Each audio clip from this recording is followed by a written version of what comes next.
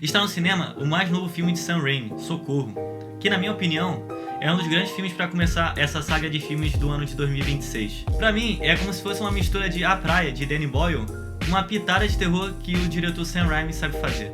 E nesse filme, vemos a personagem Linda, que é interpretado por Rachel McAdams, de Meninas Malvadas e Questão de Tempo, que é uma funcionária veterana de uma empresa, que não é muito levada a sério pelos seus colegas, principalmente pelo seu jeito desajustado, que tinha tudo para ser promovido a um grande cargo na empresa, mas chega no seu novo chefe, Bradley, que é interpretado por Dylan O'Brien, da saga Maze Runner, que é o herdeiro do dono da empresa que seu pai criou, que assume a empresa e totalmente menospreza a Linda.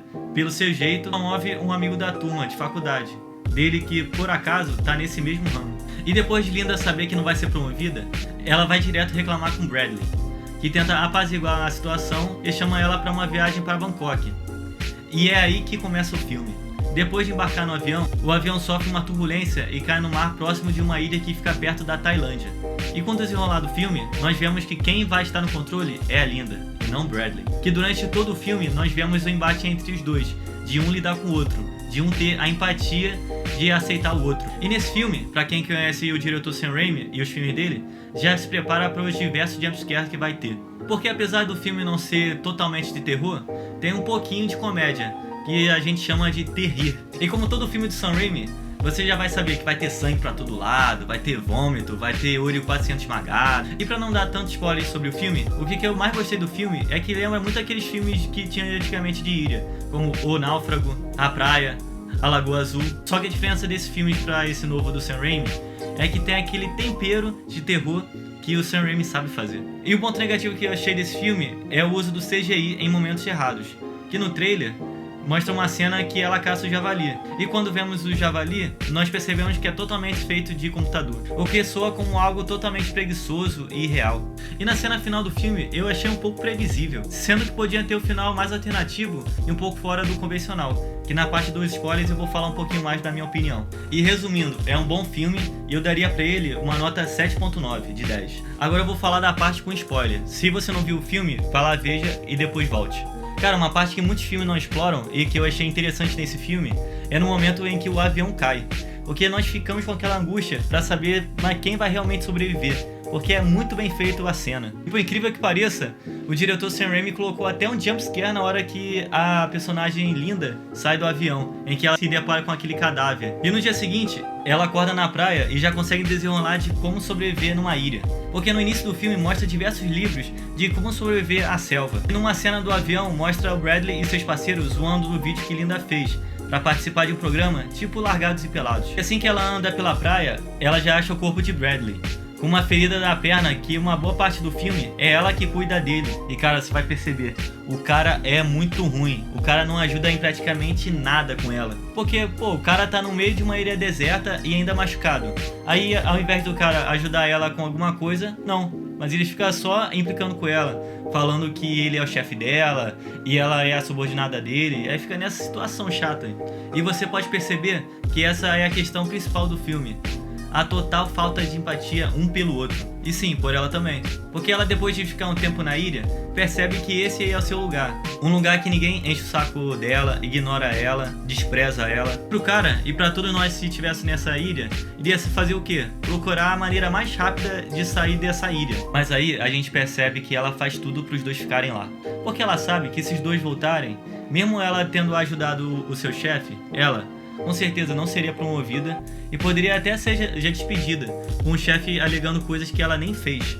E no filme percebemos que quanto mais ela ajuda ele só quer se aproveitar dela. Tem uma cena que ela chama ele pro ponto mais alto da ilha, pra mostrar o que tem nela. E lá em cima tem uma fruta que ela diz que não é pra comer, uma frutinha amarela, que diz que não pode comer porque pode ser letal pro ser humano.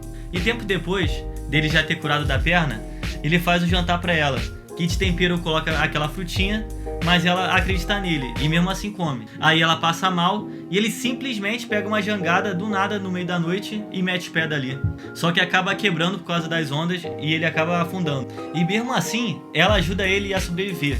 E é uma das cenas mais grotescas que até você já sabe o que é. E chegando na parte final do filme, ela vai caçar umas frutas pra comer e acaba sendo encontrada pela noiva de Bradley, no iate com o piloto. E ela já congela na hora, sabendo que se ela for vista, os dois vão voltar e ela vai voltar a ter aquela vida medíocre dela de novo. E depois delas se encontrarem, a caminho de encontrar Bradley, Linda passa pelo ponto mais alto da ilha, que até uma cena antes mostra a Linda quase caindo e Bradley o ajuda. Que agora a Linda manda a noiva passar por lá e a noiva acaba ficando pendurada. E o piloto tenta ajudar ela. E Linda fica olhando com aquela dúvida, mas você, como já viu o filme, já sabe que ela não vai ajudar. E quando ela volta pro abrigo que os dois ficam, o Bradley percebe que a Linda tá muito estranho. E quando chega a noite, ela começa a ter pesadelos com a noiva dele, num tipo de uma noiva zumbi, sabe? Voltando pra pegar ela, e foi, eu acho, um dos melhores jumpscares que teve no filme. Eu realmente tomei um susto naquilo. E você? Fala aí nos comentários, também tomou um susto? Na tarde do dia seguinte, ele sai andando pela ilha e acaba vendo o braço da sua noiva na areia. E aí você me pergunta, como que ele sabe que o braço é da noiva dele? Aí é só a gente se lembrar que no início do filme, quando a Linda vai conhecer a noiva dele, a câmera vai apontar para a mão da sua noiva, com um anel gigantesco de diamante, e quando a gente chega no final e Dylan observa o braço, já sabe que é a noiva por causa de quê? Por causa do anel. Depois dele ter certeza que foi a Linda que matou a noiva dele, ele volta e questiona a Linda sobre o que aconteceu com sua noiva e ela tenta disfarçar. Mas ele mostra o anel de diamante, aí começa aquela briga entre os dois, bem no estilo de Sam Raimi. Que é dedo no olho, pedra na nuca, faca na barriga, uma cena bem estilo de Sam Raimi. Aí depois de Bradley tomar uma facada, ele foge e acaba encontrando uma mansão numa parte que Linda, na cena do morro, fala pra ele nunca ir pra lá.